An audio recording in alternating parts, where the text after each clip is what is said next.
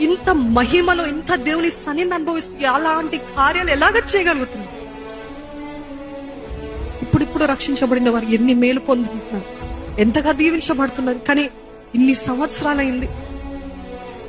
ఏది నీ భక్తి, ఏది నీ ప్రేమ, ఏది నీ విశ్వాసం, ఏది నీ రోషం, ఏది నీ వైరాగ్యం, ఏది నేను దేవుని కోసం ఎంతైనా పర్వాలేదు నేను తెగిస్తాను?